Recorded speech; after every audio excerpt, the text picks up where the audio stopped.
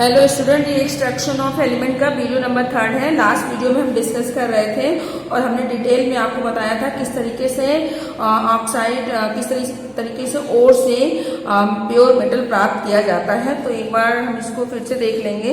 सबसे पहले हमने आपको बता रखा था कि एक्सट्रैक्शन ऑफ मेटल में हमारे पास ओर होना चाहिए, फिर उसकी क्रशिंग एंड ग्राइंडिंग करेंगे और हमें पाउडर फॉर्म में मिल जाएगा। फिर हम ओर का कंसंट्रेशन करके उसमें से इम्प्योरिटी रिमूव करते हैं और उसके बाद जो ओर कंसंट्रेशन के बाद हमें प्राप्त होता है उसको हम क्या करते हैं, उसको ऑक्साइड फॉर्म में कन्वर्ट करते हैं। यदि ऑक्साइड ओर होता है तो कोई प्रॉब्लम नहीं, सीधे रिडक्शन कर देते हैं।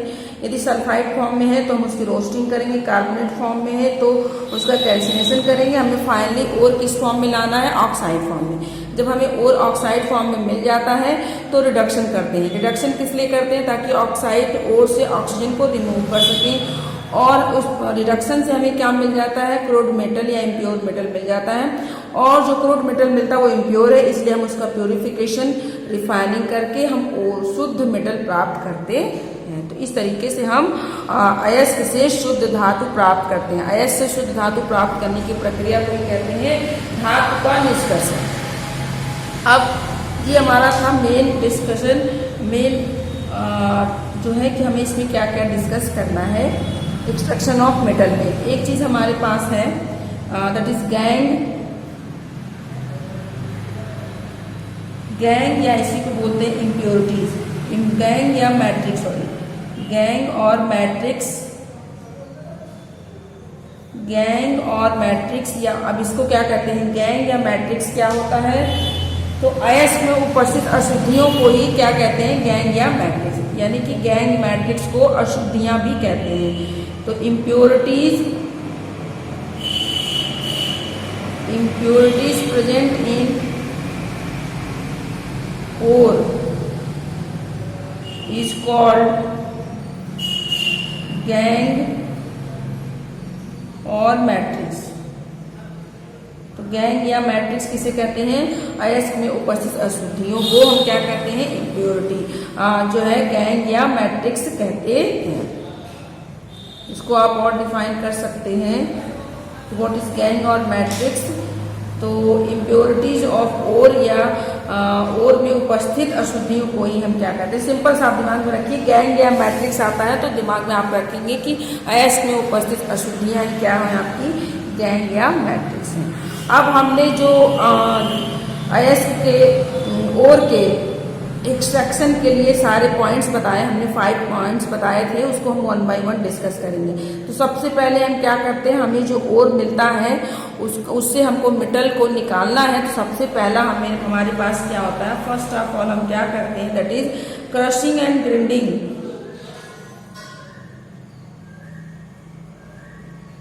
Crushing and grinding of the ore की क्रशिंग और ग्राइंडिंग करते हैं। तो क्रशिंग और ग्राइंडिंग, क्रश करने का मतलब है छोटे टुकड़ों में तोड़ना और ग्राइंडिंग का मतलब होता है पीसना। तो पहले आप उसका मतलब समझ लें। क्रशिंग का मतलब है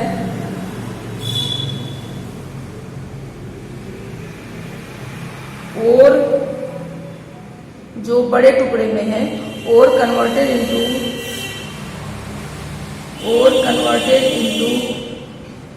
small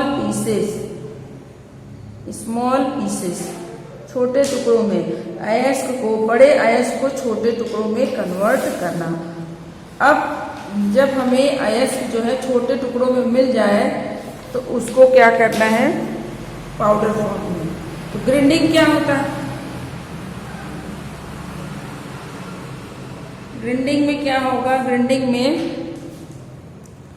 small pieces of ore converted into, किस में कन्वर्ट हो जाएगा, कन्वर्टेड इनटू किस फॉर्म में, पाउडर फॉर्म में। तो इस प्रक्रिया में शॉर्टकट में दिमाग में रखें कि बड़े अयस्क को छोटे टुकड़े में कन्वर्ट करना है और फिर पाउडर फॉर्म में कन्वर्ट करना है। तो क्या होता है देखिए इसमें सबसे पहले the huge lumps are broken into small pieces in the jaw crusher एक मशीन है जिसमें कि ओर के बड़े टुकड़े को छोटे टुकड़ों में कन्वर्ट करते पहला। दैट इज ये क्या है आपका क्रशिंग। ये क्या हो गया, क्रश कर दिया आयस को। अब जो क्रश करने के बाद जो मिला उसको हम क्या करते हैं, ग्राइंड करते हैं। फिर उसके बाद हम क्या करेंगे, crushed ore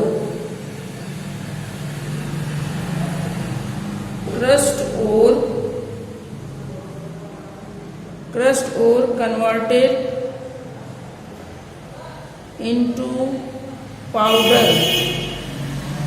powder form in stamp mill. ये भी एक मशीन है जिसमें हम क्रश्ड ओर जो मिला उसको हम पाउडर फॉर्म में कन्वर्ट करेंगे स्टैम्प मिल में। तो this is called grinding. I think आपको समझ में आ गया होगा। अयस्क जो है हमें अर्थ से अयस्क बड़े टुकड़ों में मिलता है। सबसे पहले उसको जॉ क्रशर में डाल करके छोटे टुकड़े में कन्वर्ट कर लेते हैं। बड़े बड़े टुकड़े चट्टान के फॉर्म में मिलता है, उसको क्रश करके स्मॉल टुकड़ों में कन्वर्ट कर देंगे। फिर क्रश्ड ओर जो स्मॉल पीस है उसको हम पाउडर फॉर्म में स्टैम्प मिल में डाल करके कन्वर्ट कर देते हैं। तो सबसे पहले हमें ओर को क्या करना है, पाउडर में कन्वर्ट करना है। उसके बाद दूसरा प्रोसेस सेकेंड, अब हम क्या करेंगे, अब ओर हमारा पाउडर फॉर्म में कन्वर्ट हो गया है। अब सेकेंड स्टेप है that is concentration of ore.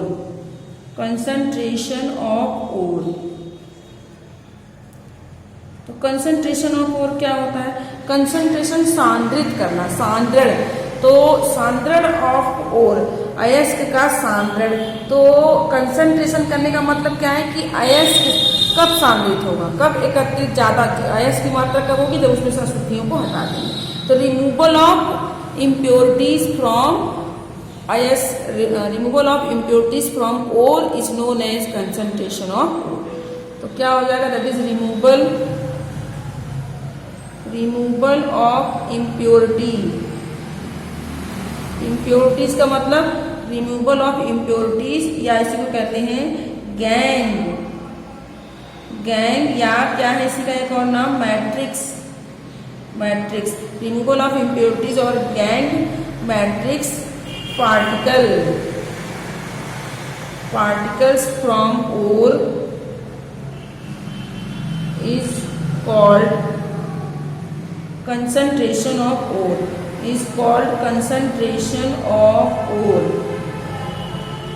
Clear. तो ओर का कंसंट्रेशन क्या होता है, इसे कहते हैं अयस्क से अशुद्धियों को, अयस्क से गैंग को हटाने की प्रक्रिया को क्या कहते हैं, कंसंट्रेशन ऑफ ओर।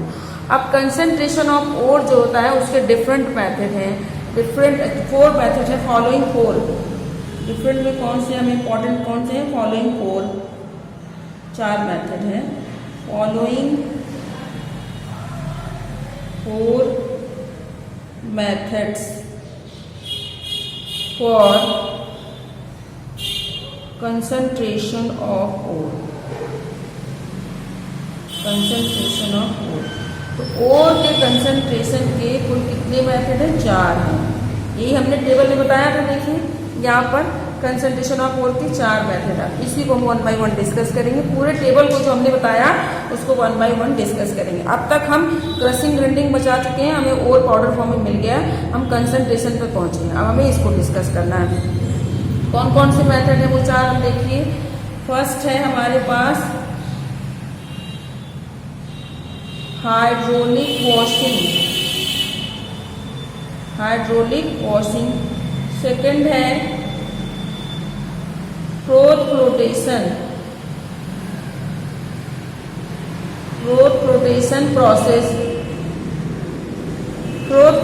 प्रोसेस। अब नेक्स्ट है हमारे पास that is third one magnetic separation. Magnetic separation method, magnetic separation method, third one. And fourth one है that is leaching process, leaching process. हम वन बाय वन डिस्कस करेंगे। First one that is हमारे पास पहला क्या है, first method है हमारा कंसंट्रेशन ऑफ ओर का, that is hydraulic washing. Hydraulic washing, washing का मतलब धुलना किसके द्वारा, पानी से। ओर को, अयस्क को, जो पाउडर फॉर्म में अयस्क है उसको पानी की सहायता से वॉश करना, धुलना ही क्या कहलाता है, हाइड्रोलिक वॉशिंग। इसे और नाम से जानते हैं, hydraulic washing is also called, इसे हम ऑल्सो कॉल्ड, इसको हम क्या कहते हैं, gravity, gravity separation method is also called gravity separation method, गुरुत्वीय पृथक्करण विधि। क्लियर। अब देखिए हाइड्रोलिक वॉशिंग में क्या होगा या इसमें किस तरह के ओर का कंसंट्रेशन किया जाता है। तो हाइड्रोलिक वॉशिंग में किस तरह के ओर का कंसंट्रेशन किया जाता है, स्पेशली ऑक्साइड ओर, इसमें जो है ऑक्साइड ओर का कंसंट्रेशन किया जाता है। तो फर्स्ट है इसमें हम लिखेंगे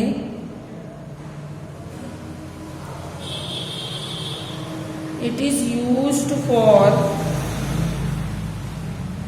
concentration of, it is used for concentration of oxide ore, oxide ore का कंसंट्रेशन किया जाता है। इस मेथड से ऑक्साइड ओर का कंसंट्रेशन किया जाता है। दूसरा point number 2, specially hydraulic washing से किस ओर का कंसंट्रेशन, किस धातु के ओर का कंसंट्रेशन किया जाता है, तो इसमें देखेंगे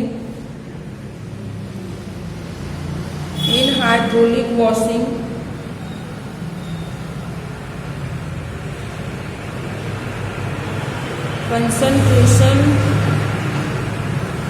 concentration of tin, lead, iron ore, in hydraulic washing concentration of tin, lead, iron ore क्या किया जाता है। इसमें क्या करते हैं, हाइड्रोलिक वॉशिंग में किसका कंसंट्रेशन किया जाता है, एग्जाम्पल में टीन का, लेड का और आयरन, टीन, लेड और आयरन का कंसंट्रेशन किया जाता।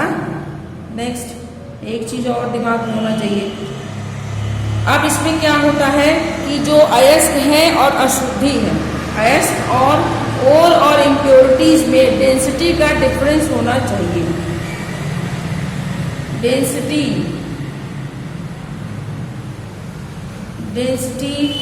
Difference between ore and impurities, अशुद्धियों, किसकी डेंसिटी ज्यादा होगी, डेंसिटी हाई किसकी होगी, ओर की डेंसिटी हाई होगी, डेंसिटी हाई होती है। और इम्प्योरिटी कहने का मतलब गैंग की इम्प्योरिटी, गैंग या इम्प्योरिटी की डेंसिटी क्या होती है, लो। तो इस प्रोसेस के द्वारा स्पेशली हैवियर मेटल का कंसंट्रेशन होता है। Heavy metal are concentrated by hydraulic washing, specially कौन से, टिन, लेड और आयरन, हाइड्रोलिक वॉशिंग। हल्के मेटल, लाइट मेटल का कंसंट्रेशन इस मेथड से नहीं होता। ये कुछ पॉइंट आपने दिमाग में रखे, ये सफिशिएंट है आपके लिए। पहला कि हाइड्रोलिक वॉशिंग से ऑक्साइड अयस्क का कंसंट्रेशन किया जाता है। दूसरा किन धातुओं का, टिन, लेड और आयरन का। फिर अयस्क ओर और इम्प्योरिटी के बीच में डेंसिटी का डिफरेंस होना चाहिए। इस विधि में हाइड्रोलिक वॉशिंग के द्वारा केवल उन्हीं अयस्क का कंसंट्रेशन किया जाता है जिसमें अयस्क और इम्प्योरिटी के बीच में डेंसिटी का अंतर होता है। अयस्क की डेंसिटी ज़्यादा होगी, इम्प्योरिटी की डेंसिटी कम होती है। फिर इस अयस्क के द्वारा केवल हैवी मेटल का ही कंसंट्रेशन किया जाता। क्लियर है? अब इसमें करते क्या है, इसका प्रिंसिपल क्या है। इसमें ये तो था कि इसमें क्या हो रहा है, सॉरी ये प्रिंसिपल था इस पे। अब इसमें हमको देखना है कि इसमें होता क्या है, इसका प्रोसीजर क्या है। तो सिंपल सा देखेंगे प्रोसीजर, इसमें किस तरीके से जो है हाइड्रोलिक वॉशिंग में किस तरीके से अयस्क का कंसंट्रेशन किया जा रहा है। तो इसमें क्या होता है, ओर पार्टिकल्स जो है वो हैवियर होते हैं इम्प्योरिटी से। द पाउडर्ड ओर, देखिए इसमें क्या करते हैं, the powdered ore is washed with running water या running stream of water, running stream of water। तो उससे क्या होगा, द लाइटर इम्प्योरिटी, हमने कहा कि जो इम्प्योरिटी होगी वो हल्की होगी। The lighter impurity are washed away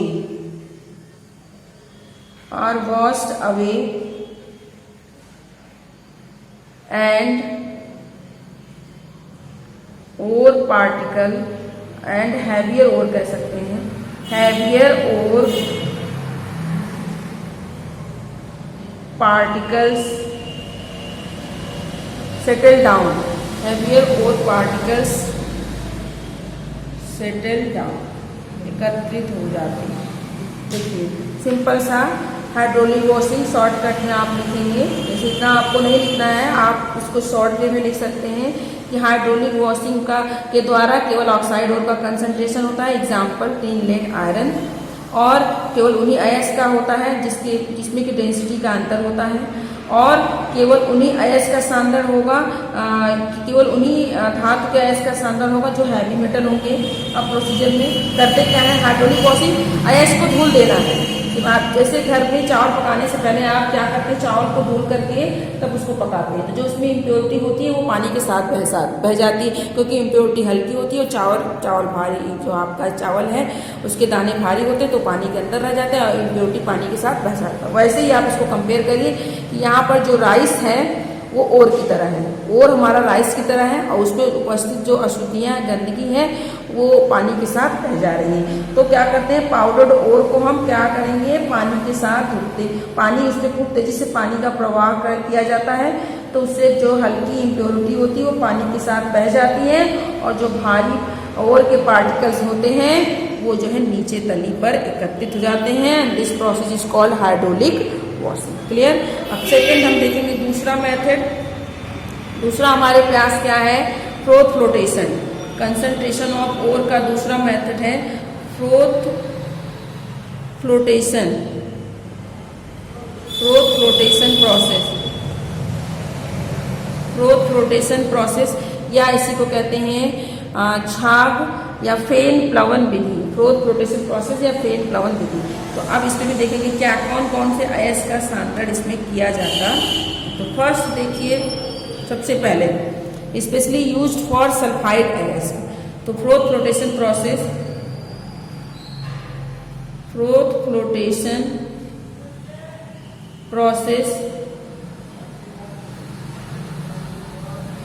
specially used for concentration of sulphide ore. Clear? तो फ्रोथ फ्लोटेशन प्रोसेस में किस अयस्क का सांद्रण किया जाता है, सल्फाइड अयस्क का सांद्रण किया जाता है। फ्रोथ फ्लोटेशन प्रोसेस के द्वारा सल्फाइड अयस्क का सांद्रण किया जाता है। आगे देखिए नेक्स्ट। अब फ्रोथ फ्लोटेशन प्रोसेस देखिए, हाइड्रोलिक वॉशिंग ऑक्साइड ओर, लेकिन यहाँ पर किसका, फ्रोथ फ्लोटेशन प्रोसेस के द्वारा जो है सल्फाइड अयस्क का। अब कौन कौन से मेटल हो सकते हैं, एग्जाम्पल देख लीजिए। कौन कौन से मेटल के ओर का सांद्रण किया जाता है? एग्जाम्पल देखेंगे, कॉपर, जिंक, आयरन और लेड एक्सेट्रा। ये कुछ हो गए। कॉपर, आयरन कम से कम 2 याद रखिए, तो वहां पर आपको ये यूज किया जाता है। कॉपर, जिंक, आयरन और लेड धातु के अयस्क का सांद्रण फ्रोथ फ्लोटेशन विधि द्वारा किया जाता। क्लियर? नेक्स्ट क्या है, अब इसमें क्या क्या चीजें चाहिए और क्या क्या चीजों की आवश्यकता होती है। तो कुछ इसमें इंपॉर्टेंट चीजें जो डाली जाती हैं वो अभी प्रोसीजर में देखेंगे, लेकिन उसके पहले इसमें क्या क्या चीजें यूज होती हैं।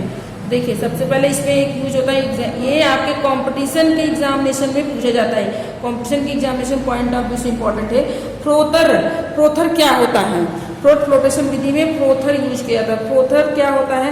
जो झाग उत्पन्न करता है। डेवलप फ्रोथ, फ्रोथर का क्या काम है? झाग उत्पन्न करने का काम करता है। डेवलप फ्रोथ बनाता है, ये फ्रोथ बनाने का काम करता है। फ्रोथर क्या होता है? जो फ्रोथ बनाए। एग्जाम्पल, फ्रोथर के रूप में किसका यूज करते हैं? Pine oil.